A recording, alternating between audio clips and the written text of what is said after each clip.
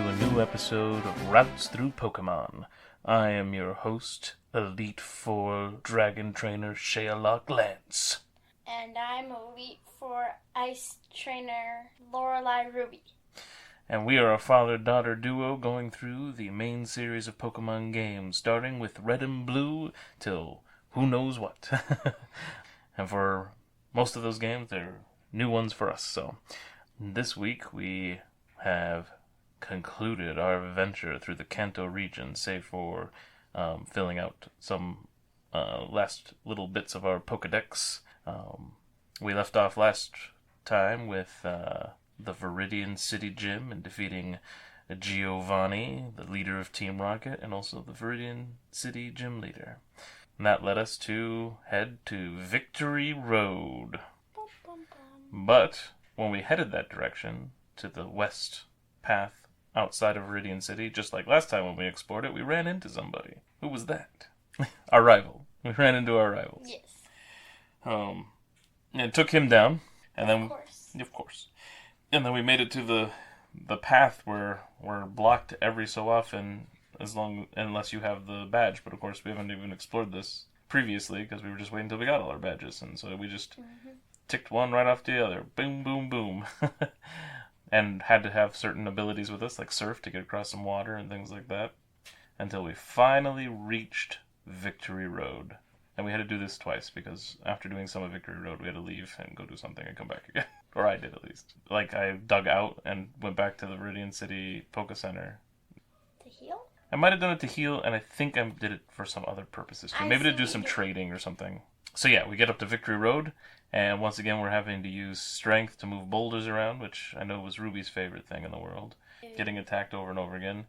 And I found that Slowbro is like my best Pokemon. He helped with the Fire Cave and even Viridian City Gym, because there was plenty of like fighting Pokemon and Earth Pokemon, like ground Pokemon and stuff, which Water and Psychic are both good against. And then we're in the Victory Road Cave and hitting some other trainers, like cool trainers and things like that. And there was a nice little puzzle where we had to move a boulder to only get one of two items until we went back through again later. Remember that? Mm-hmm. You got one and I got the other one. Yep, and then I went back. When I went back through, I did the other one. And we could see a certain bird hanging out in an area we couldn't reach yet, so we knew that we had finally reached Moltres, which was fun because that's on the way to Indigo Plateau. And what did we learn in the manga?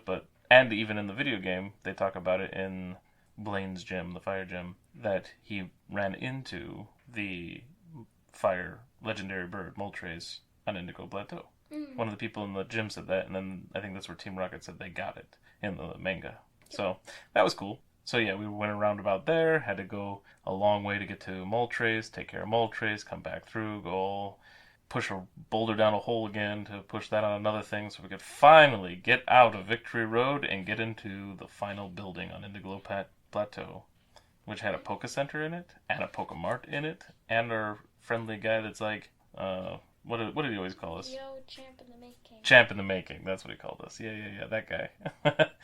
Just like you would find at the beginning of the gym, because this was kind of the same thing. And then it was time for us to face the Elite Four, and I had 3 Pokemon that were my champions, and who I continue to use over and over again. And so they're very high levels now. And I even decided to move them over to Yellow, so that, because Yellow wasn't able to like boost his Pokemon because he wasn't training traded Pokemon. So I needed some stronger Pokemon to help him get through the Elite Four over and over again to start leveling up his stuff. And yeah, so we go in. Well, so like my team, I don't even remember who the other 3 were. But my main team, my main 3 were Slowbro, Jolteon, so Bolt and Slowbro, and Slasher, my Sand Slash, because he had the dig move. Mm-hmm. That was my team. That was who was taking on the Elite Four. Who did you use? I used Wave, so my Blastoise. I used Sand Slash, so Sandy, and then Thunder second. Thunder the second, Zapdos. Oh, you're Zapdos. Nice. Mm-hmm. Oh, and if I wasn't clear, we definitely caught our Moltres, and once again, Ruby was super lucky and got it real quick, and it took me forever. And now they're just nice and stored quaintly in our Pokeboxes. Yeah, so we get in there, and our first opponent is Lorelei, the Ice Trainer, which in this game, ice means a lot of water Pokemon, too, with ice moves. which means all of them were weak to my lightning attacks except for one. Jinx. But the great thing about Jolteon was that he also had Double Kick, which is a fighting move, which is also good against ice, and Jinx is an ice-type Pokemon. So Jolteon zaps, kicks, and zaps the last one. Granted, I did get frozen a couple times, and that was really rough. I don't anymore because, spoilers, Jolteon is now level 100. You said you could only go to level 99 in this game. I didn't know how far we could go, but it looks like it's 100. I'm betting 100 is the max, though. I'll find out if I keep using him, but he's at level 100, and my Slowbro is like 98.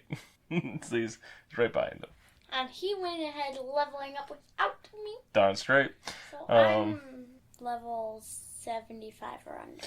Yeah, my Sandslash is actually a lower level because I didn't use that one as much. It was kind of my backup Pokemon throughout the Elite Four. I just used him against Agatha and Jinx and the Dragonaires. And I used him against some different Pokemon. So anyway, we battle we battle Lorelei.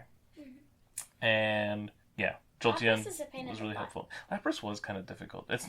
Lapras is easy now for me with the special. Yeah. I can just Thunder Shock it, and it's enough now. I don't need to use Thunder, because Thunder's not always accurate, right?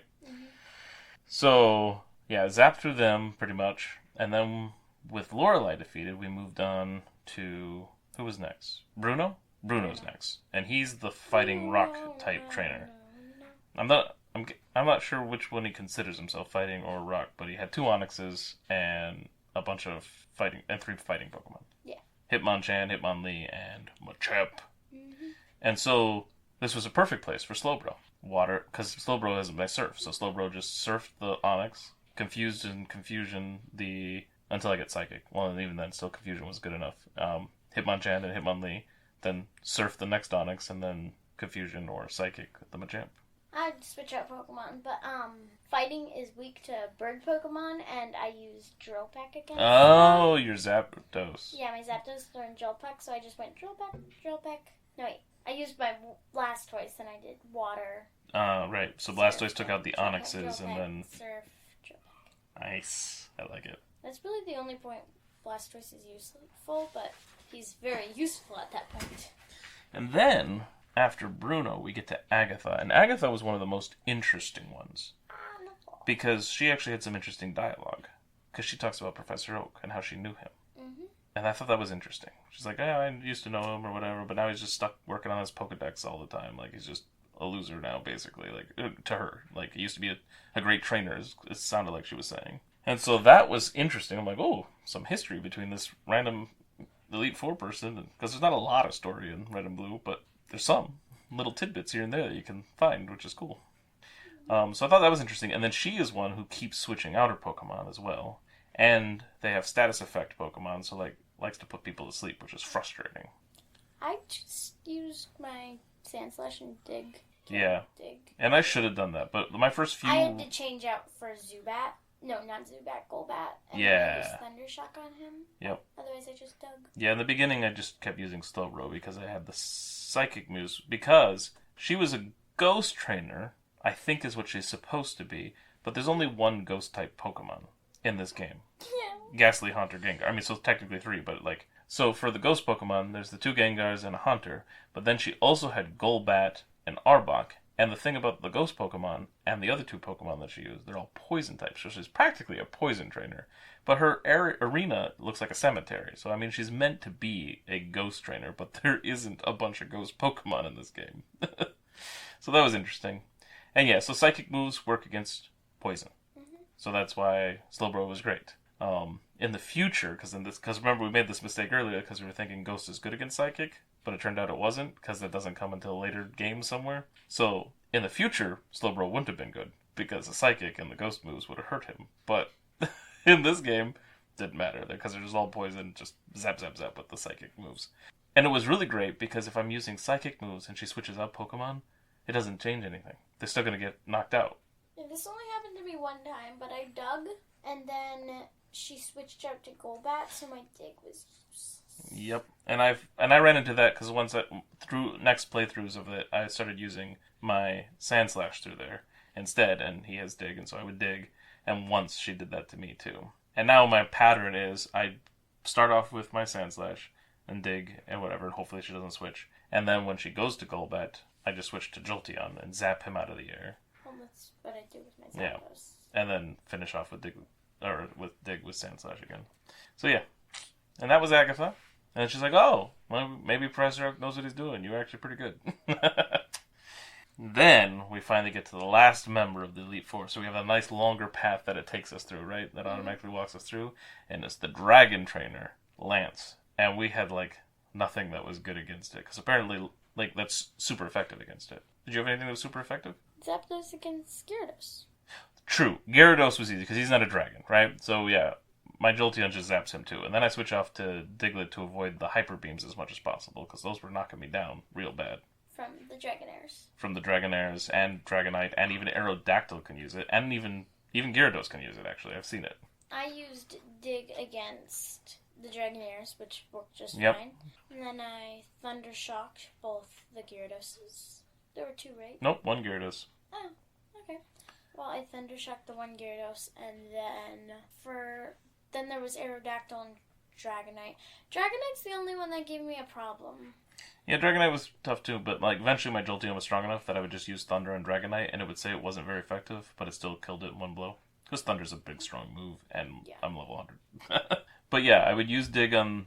I would start with Jolteon for the Gyarados, then I would use Sandy to dig on the Dragonairs, and then I used to use Slowbro on Aerodactyl, because Aerodactyl's flying and rock, so water works. But then I was like, oh yeah, Just water. lightning still works too, with it being flying and rock, because it's not flying in ground, right? So now I just use Jolteon. Oh, now that he's level 100, I might use rock Slowbro. and ground or did you mean flying and ground? Flying and ground. I was thinking maybe it was like I was thinking lightning wouldn't work because of the other type he had, but it was rock, not I see. ground. Because ground doesn't work, or lightning doesn't work on ground unless you're watching the anime. And so then after defeating the Lance, he's like, hey, you guys are champions, or you would be, but somebody else beat us first. It's like, seriously? And of course, it was our rival. Again. And so then we face him one last time. And let's see, for me, the pattern is he comes out with Pidgeot. Yep. And so I start with Jolteon and zap him. And then the next is for me is Alakazam. Do you not have an Alakazam? I have an Alakazam. I'm not sure which one it is. Okay. I just dig against him. But with Alakazam... You use Slowbro. No. Why? Oh. Why would I use Psychic against Psychic? It doesn't work. No. I stay with Jolteon because Jolteon has 2 lightning moves, but he has the fighting move for the rock, right? Mm-hmm. Which wouldn't work great against Psychic because it's fighting. But he also has a bug move. Good for that. Bug works fantastic against Psychic. Oh. So I would just... It's like Pin Needle or something like that. I forget what it's called now. But I would just keep using that. And it does multiple attacks. And it ranges from 2 to like 5 or something like that. But that's all super effective. Unfortunately, it's not super accurate, so sometimes it completely misses. But, so then I do him. And then the third Pokemon... Gyarados? He doesn't have Gyarados for me. Oh, he has Gyarados for me, and I just Thunder Shock him. Well, right. And I would do the same, but he doesn't have Gyarados for me. Is that the second Pokemon for me? Because I'm pretty sure Alakazam's third. Interesting. Alakazam is definitely second for me. The third Pokemon is like Rhydon? I've got a Rhydon. So then I switch up for Slowbro and surf him. Blastoise. Yeah. And then I get... Oh, then Arcanine. I have an Arcanine. And I could surf him too, but I like to switch him out so Sand Slash can earn some more XP. So I bring... Because ground also works against fire. I And didn't know so I bring out Sand Slash and dig. And finish that. I them. just use... And then it's Executor, which I don't think you have because you have a Gyarados instead. Yep. And Executor, I go back to Jolteon and use the bug move again because it's good against him. Then And- I have Venusaur. Yep. Yeah, you get Venusaur because it's what's strong against Blastoise. I just used Drill Peck on him too. Oh, right. Flying works against grass. I bring out... So, of course, I get Blastoise against me because I have the fire Pokemon, Charizard. But obviously, you've noticed I have not brought him in my party. So it doesn't even matter. I don't have a single fire Pokemon that I'm using here. So I just have Jolteon zap him and kick his butt. And then that's it. Then Oak comes in, congratulates us, puts us in the Hall of Fame, or our Pokemon in the Hall of Fame. And then he also tells Red that he's disappointed in him. Yeah, he did tell Red that he's disappointed. Both of them, whatever. Yeah, because Red is a disappointment. Blue's the champion. Yeah. I'm glad that you finally have accepted this. I think Red... No, wait, which game are you playing? Blue? Yeah, I think Blue is the major disappointment. Yeah, that's not what you said. Anyway. He shows disappointment for Blue. So, Oak puts our Pokemon in the Hall of Fame. Mm-hmm. Whoever's on your team when you beat this, and it changes every time. And you can always go back and look at these, apparently. I don't know if you've noticed that there's a new option on the computer that says the Pokemon League. And if you click on it, it'll show everybody you've put in the Hall of Fame. And so he does that, and then it says how many Pokemon you caught, and he says something different depending on like how many you've got. I've gotten to there was a point where he finally was like, "Oh, you got a lot, but trade with friends to get more." But now, even though I still don't have 150, he's like, "Man, you're a pro at this." I forget what my number is right now, but yeah, he says something different depending on how many you've got. Who doesn't win and what? Oak, after the Hall of Fame. After the picture of each Pokemon, there's like a little bit extra dialogue you have to click through. Mm-hmm. And Oak's like, "Oh, you've caught this many Pokemon." Oh, I don't read that. I thought it was the same. No, it changes as you've increased. I see.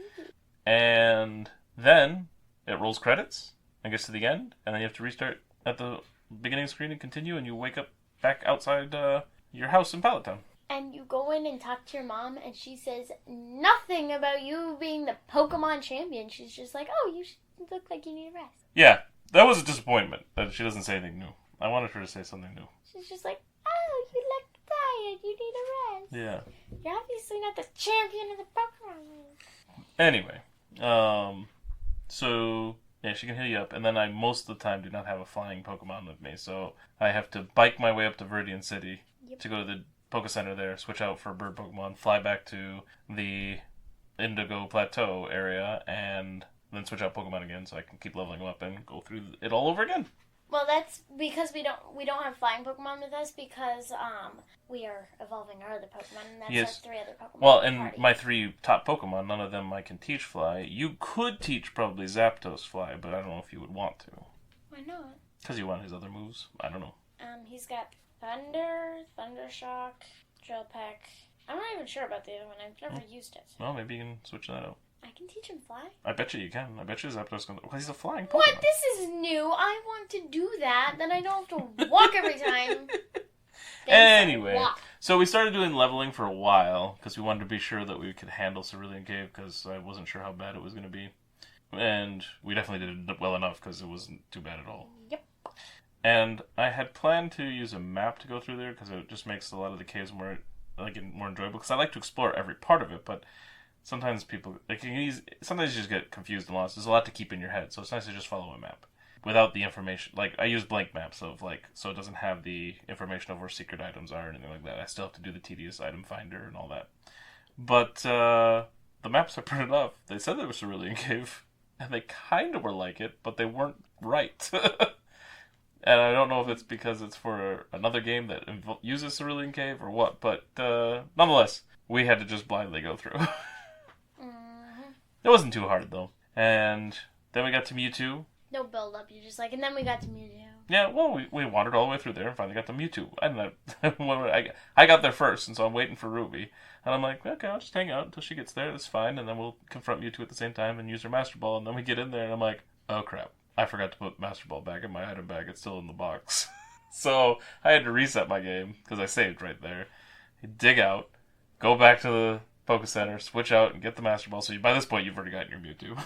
And then I go all the way back and go back through the cave and hit some of the areas I didn't hit because we kind of split up when we were in the cave. And so you had already done all of it, pretty much. Yeah, but you were waiting for me, and I was on the other half of the cave. But there were some more items there, and I still hadn't used item finder. I had no idea where to go. Yeah, but you got it all. But then I got out by digging again, and Ruby forgot about digging, so she had to wander her way back out later. Because we were separate. Never got lost. Never. Not once. Mm-mm. We swear. Anyway, so we got our Mewtwo in the Master Ball. Kind of anticlimactic because it's like, oh, Mewtwo! And we throw a Master Ball and win. There's nothing to it. Haven't used him or nothing. He's just sitting there. I think he's level 70 though, which is cool. So he starts off pretty high. Oh, So, when did we get our Dittos? Oh, right! We found new Pokemon in the cave. Forgot about that. Yeah, when we were wandering around in Cerulean Cave, there was some more Pokemon for us to catch. Mostly just Ditto. Like, I think that's all you got was a new Pokemon that was Ditto, right? Or did you get something else? I think I just got Ditto. I was super excited about my Ditto. And now the game's over and I'm not going to get to use Ditto. I want to trade it to our new games. So, in Cerulean Cave, we found new Pokemon. You found Ditto, and I got a Ditto, so we can trade those. But then, there was also Chanseys in there, which I failed to get in the Safari Zone. Yep. So I was finally able to get a Chansey, so we'll be able to trade those as well. And then, I also, with all the going arounds in the Elite Four, got plenty of money. So we went to Celadon City, where the arcade place is, the gambling thing. And so we just tediously kept buying 50 coins at a time. Because you can't just say, oh, I want to buy like 400 coins or whatever. You just have to keep hitting it over and over and over again. So I did that till we had enough to go over to the other area and just get our Porygon. We both got Porygons? I think we got something else. No, we both get Porygons. There's the only other thing in there, like there's two other Pokemon in there, and one thing that's different is Pinsir and Scyther, which are Pokemon you can get in the Safaris. Yeah, they're exclusives in the Safari Zone, but we could catch them there, and we did. So we didn't need to buy them. Yep. Or maybe I did have to buy one. Mine was more expensive, though. Yeah, that surprised me. You actually, yours was like 99999 coins, and mine was, I forget what, but... Only mine's important. Well, yeah, because mine wasn't as expensive. I was like, holy crap, I was not anticipating yours to be more expensive. Probably to make it more encouraging for trading. So you find somebody else who got a Porygon and might be willing to trade it to you. Yeah, no, I just bought it. Yeah. And then we did some more levelings and we're still not quite getting everything, but I also realized I still needed some more Pokemon that I hadn't gotten the server, or at least, two more Pokemon in the Safari Zone.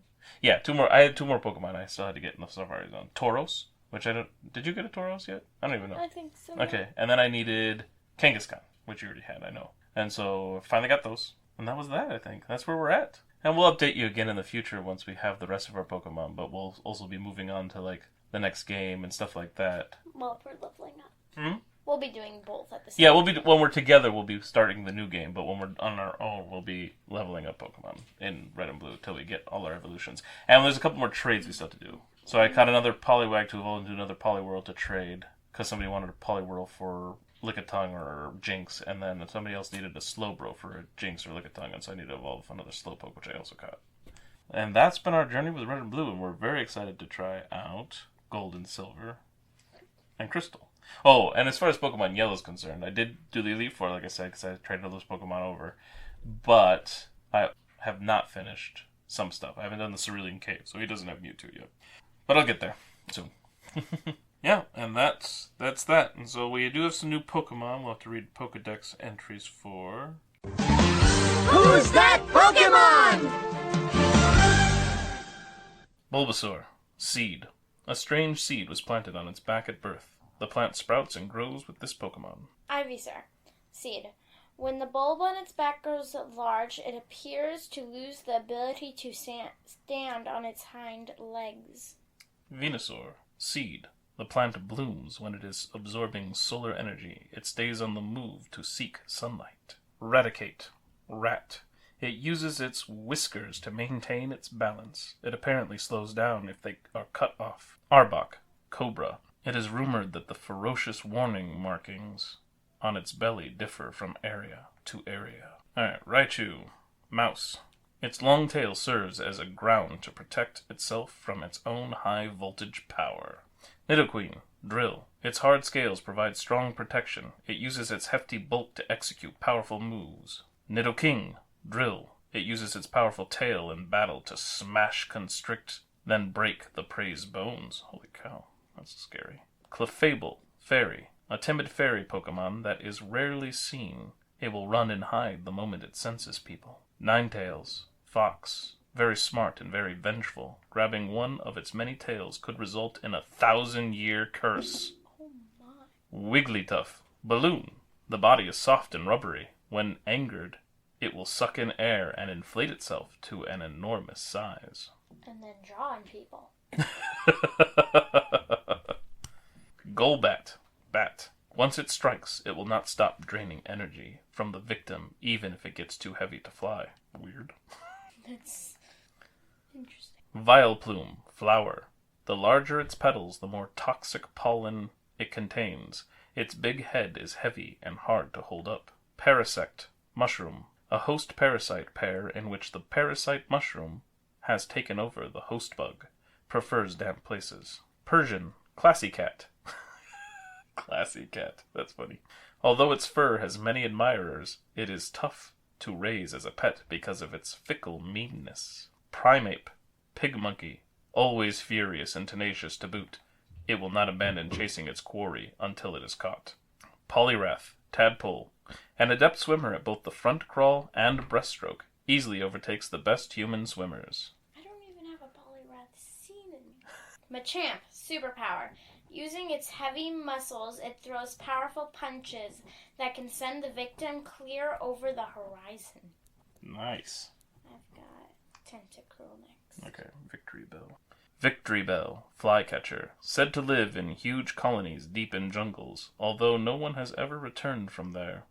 Tentacruel, jellyfish. The tentacles are normally kept short on hunts. They are extended to ensure and immobilize prey. Golem, megaton. Its boulder-like body is extremely hard. It can easily withstand dynamite blasts without damage. Slowbro, hermit crab. The shelter that is latched onto Slowbro's tail, is said to feed on the host's leftover scraps. Oh, that makes more sense. The host's leftover scraps. Yeah, I thought it was him, like, after he dies. I'm like, what? Magneton, magnet. Formed by several magnemites links together, they frequently appear when sunspots flare up. Dugong, sea lion, stores thermal energy in its body, swims at a steady 8 knots, even in intensely cold waters. Hypnosis. When it locks eyes with an enemy, it will use a mix of psi moves such as hypnosis and confusion. Kingler, pincher. The large pincer has 1,000 HP of crushing power. However, its huge size makes it unwieldy to use. Executor, coconut. Legend has it that on rare occasions, one of its heads will drop off and continue on as an execute. Wheezing, poison gas. Where 2 kinds of poison gases meet, 2 coughings can fuse into a wheezing over many years. Seadra, dragon. Capable of swimming backwards by rapidly flapping its wing-like pectoral fins and stout tail. Sea king, goldfish. In the autumn spawning season, they can be seen swimming powerfully up rivers and creeks. Starmie, mysterious. Its central core glows with the 7 colors of the rainbow. Some people value the core as a gem. Ditto, transform. Capable of copying an enemy's genetic code to instantly transform itself into a duplicate of the enemy. Tauros, wild bull. When it targets an enemy, it charges furiously while whipping its body with its long tails. So that's something you're missing from the Safari. Porygon, virtual. A Pokemon that consists entirely of programming code, capable of moving freely in cyberspace. Moltres, flame. Known as the legendary bird of fire, every flap of its wings creates a dazzling flash of flames. Dragonair, dragon. A mystical Pokemon that exudes a gentle aura. Has the ability to change climate conditions. Mewtwo, genetic. It was created by a scientist after years of horrific gene splicing and DNA engineering experiments. And that would wrap up this episode of Routes Through Pokemon. Thanks for listening. I hope you enjoyed it. If you did, please tell your friends. Rate us highly on Spotify. Well, I don't know if you can do it on Spotify, but like Apple or whatever. It's also on YouTube. And if you ever want to get a hold of us, you can leave comments in those places, or you can even email us at hunterfieldmanor@gmail.com. So thank you all for listening, and we will catch you on the next route. Bye. Bye. Actually, no, I was supposed to say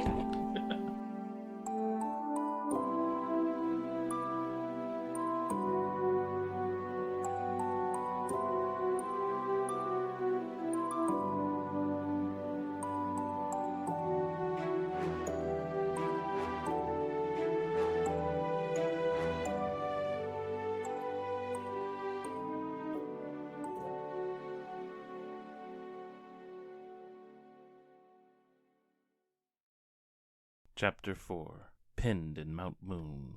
Way to go, Violet. That was some quick...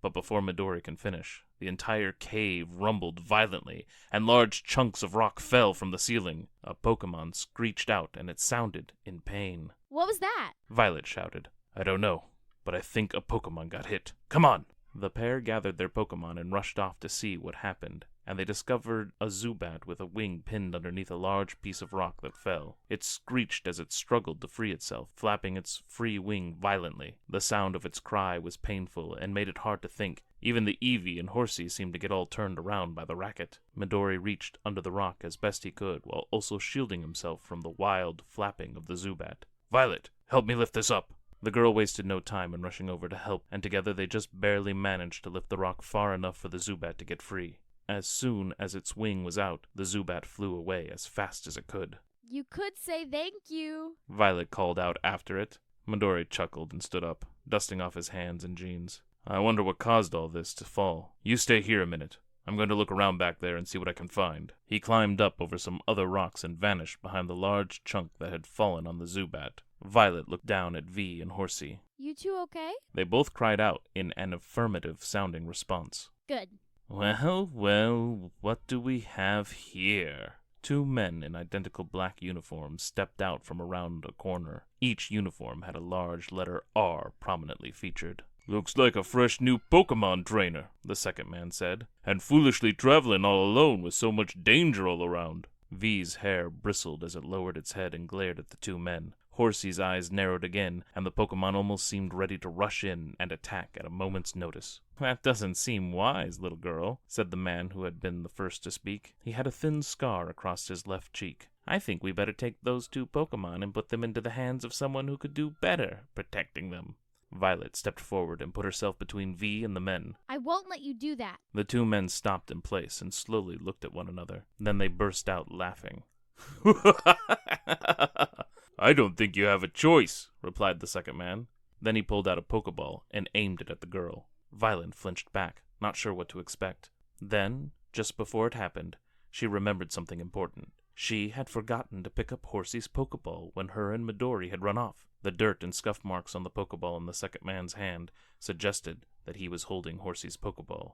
And when a beam of light shot out and consumed Horsey, sucking the water Pokemon inside, she knew for certain that it was. No! Give him back! Violet rushed forward to reclaim her Pokemon, but the man with the scar stepped forward and planted a solid kick to the girl's stomach. The wind rushed out from her lungs, and she stumbled back in shock and collapsed to her knees. The two men started to laugh again until they saw V rushing forward, letting out a battle cry as it leapt through the air at Mr. Scar. Seeing the pale-furred Eevee flying toward his face, the man flailed back and accidentally hit Horsey's Pokeball out of his partner's hand. Get it away from me! The man cried in a panic. His partner, confused at the sudden chaos, turned and found the Eevee on his buddy's chest, nipping at the man's face. Hey, what kind of Pokemon is that? Who cares? Just get it off me! Right. And the man sent a swift kick at V, knocking the poor Pokemon across the cave and into a rock wall. While that was going on, Violet crawled over to retrieve her Pokeball with Horsey in it, but as her hand clasped around the orb, a foot pressed down on her hand, keeping it there. This one is ours now, little girl. Mr. Scar bent down to pick up the Pokeball, only to be met by a handful of dirt being flung into his eyes. He reeled back, crying out in pain and frustration. Violet used the same hand she had used to throw the dirt to push the second man's foot off her other hand. She stood up with the Pokeball and was prepared to run when she was grabbed by the second man. He started to pick her up, but then his partner, with the dirt in his face, wheeled around and ran into the man holding Violet. She dropped to the ground. The Pokeball popped out of her hand and rolled away. She scrambled after it as fast as she could, and then she tackled the Pokeball, just as it went over a cliff. A scream echoed sharply through the cave as she dropped into the darkness. Then suddenly she stopped short as her jacket snagged on some jagged piece of rock halfway down the cliff, leaving her hanging helplessly in the void, and V unconscious near the two thugs that tried to rob her. To be continued.